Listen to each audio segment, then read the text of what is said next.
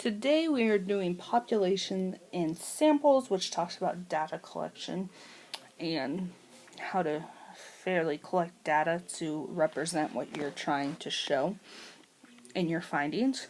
So population is the entire group of objects or individuals considered for a survey. A sample is part of the population. A random sample is a sample in which each individual or object in the entire population has an equal chance of being selected. A convenience sample is a sample in which each individual or object in the entire population is based on being readily available. And a bias sample is a sample that does not fairly represent the population. So here's an example. Population would be what is 7th grader's favorite subject, okay? Your population is going to be all the 7th graders. Your sample is going to be a part of that population. So if there's 200 7th graders, maybe you pick 30, okay? A random sample would be you put all the 7th graders' names into a hat and you pull out 30, because that way they each have the same chance of being drawn. A convenience sample would be you walk down the hall and the first 30 people, 7th graders you see, you ask, because it's convenient and they're just ready. And a bias sample is maybe your favorite subject is PE, so you know 30 people whose favorite subject is PE, so you only ask them, so it looks like the 7th grader's favorite subject is PE when it isn't necessarily so. So, example 1. Determine which sampling method will be better to represent the entire population. And we're looking at band uniform styles. Sampling methods we have. Maria surveys only the band students she knows personally, and the results were 84% want blue uniforms. John writes each band student's name on a card. He questions those students whose name he draws, and he finds that 61% want blue uniforms. So John's method, like we just talked about,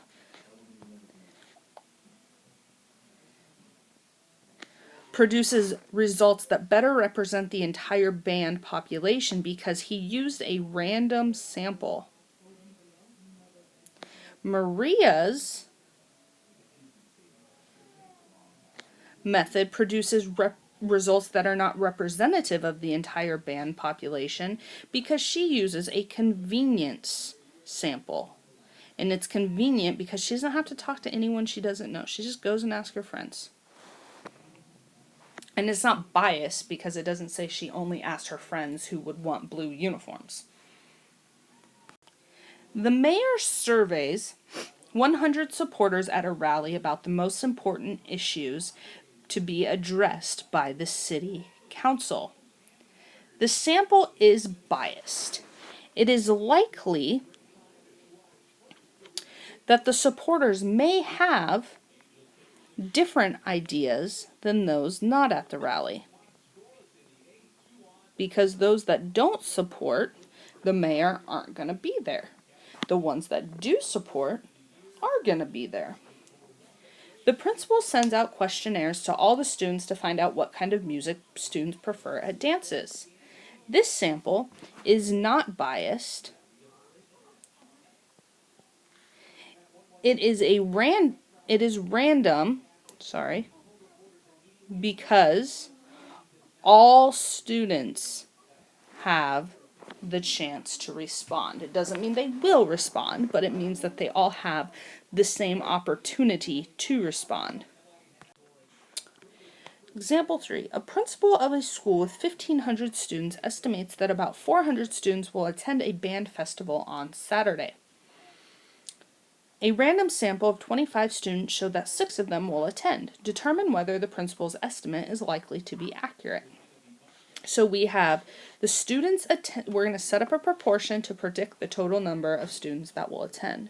So we have the students attending in the sample, which we said there were 6 of them, and we have the size of the sample, which was, if I can write on my screen, 25. Then we have the students attending in population over the size of the population, and the size of the population is 1,500. Now hopefully you remember how to solve proportions.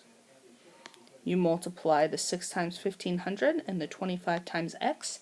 When you multiply 6 times 1,500, you get 9,000.